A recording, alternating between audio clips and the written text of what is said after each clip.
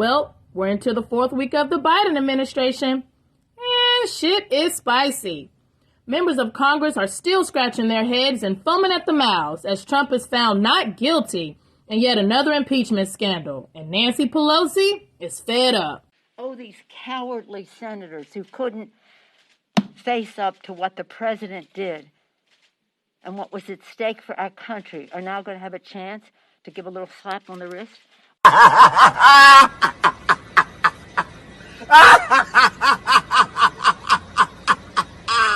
On week one, Biden committed to providing a pathway to the U.S.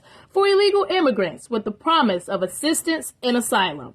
Despite our concerns on where these individuals will go or what testing is being done to prevent further spread of COVID, but it appears that these were broken promises or that his staff is not on one accord. Well, the border is not open. First, the majority of people who come to the border are turned away. And we are enforcing our laws at the border, but we are also doing it or attempting to do it in a humane way. And so this is not, again, the time to come.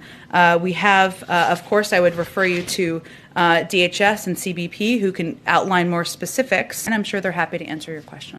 And TJ Ducklew has completely lost his mind as he lashed out at a female reporter that he will, and I quote, destroy you, during an interview when being pressed for information about his controversial relationship status. Now, as we all wait for the hammer to come down because Biden said, but I'm not joking when I say this. If you're ever working with me and I hear you treat another colleague with disrespect, talk down to someone, I promise you I will fire you on the spot. On the spot. No ifs, ands, or buts. Here is Jen with an update. TJ Ducklew, who is the deputy who you're asking about, has apologized to the reporter, quite shortly after the comments were made. He's the first to acknowledge this is not the standard of behavior set out by the president, nor is it the standard of behavior set by me, and I'm his direct supervisor. In addition to his initial apology, he sent the reporter a personal note expressing his profound regret. He has been placed, as you noted, on a 1-week suspension without pay. And in addition, when he returns, he will no longer be assigned to work with any reporters at Politico. So those were the steps that were taken, and we felt it was a serious punishment. I guess those rules only apply to some because he was able to walk away freely as he turned in his letter of resignation the very next day. And not that Trump is above criticism, but we knew that Nikki Haley was a traitor, and she proved us right as she tries to align herself up for presidency.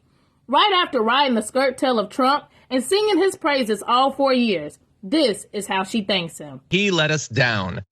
He went down a path he shouldn't have, and we shouldn't have followed him. And we shouldn't have listened to him, and we can't let that ever happen again.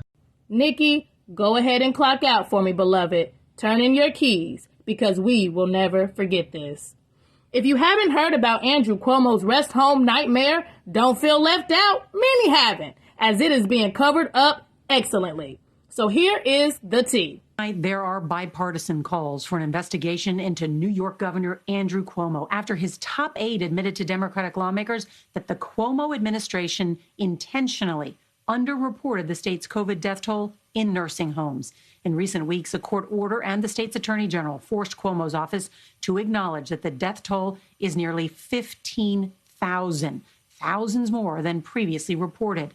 The governor's aide said it was done out of fear that the Trump administration would use the numbers against Cuomo. Now, why isn't Cuomo being smeared through the media and brought up on impeachment? Come on now. Y'all know why. And please keep Texas in your prayers. People are still without power, water, food, and their houses have begun to collapse in, and babies and animals are left out in the snow. The now former Texas mayor gave us some advice and said that Texas should stop looking for help and fend for themselves. And AOC decided to chime in with her 2 cents and says that the Texas infrastructure is a result of what happens when you don't have the Green New Deal. Wow, AOC, you're brilliant. And we're on it just as soon as we can get them defrosted.